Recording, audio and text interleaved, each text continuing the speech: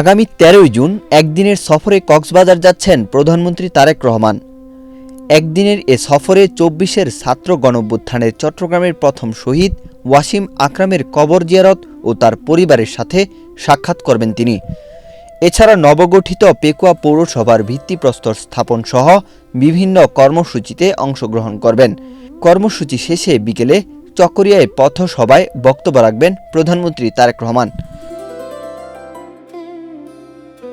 প্রধানমন্ত্রী তারেক রহমানের এসব কর্মসূচি সফল করতে উপজেলা প্রশাসন, আইনশৃঙ্খলা রক্ষাকারী বাহিনী ও সরকারি দল বিএনপি ব্যাপক প্রস্তুতি গ্রহণ করেছে।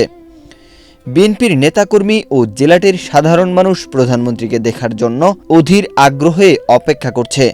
করোনা বা যে কোনো ভাইরাসের এগেইনস্টে ফাইট মানি ব্যাকট্রলের লেফট রাইট। আমরা অত্যন্ত আনন্দিত, আমরা অত্যন্ত সৌভাগ্যবান।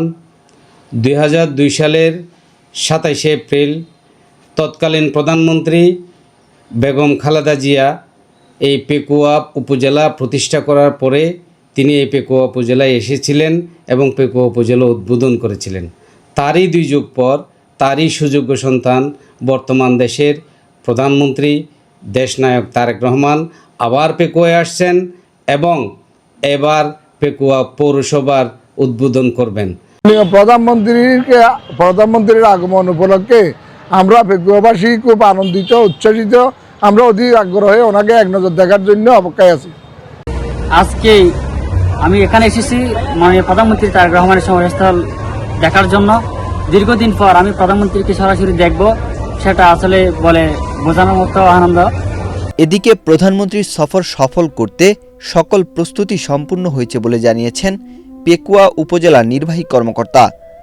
প্রধানমন্ত্রী এখানে শহীদ ওয়াসিম ওনার কবর জিয়ারত করবেন এবং আমাদের পৌরসভার ভিত্তিপ্রস্তর স্থাপন করবে, আর এখানে নামাজ এবং মধ্যাহ্ন ভোজনের একটা বিরতি দিবেন। তো এটা নিয়ে যে সকল প্রস্তুতি আছে আইনশৃঙ্খলা সহ প্রশাসনিক সকল প্রস্তুতি সেগুলো সম্পন্ন করা হয়েছে।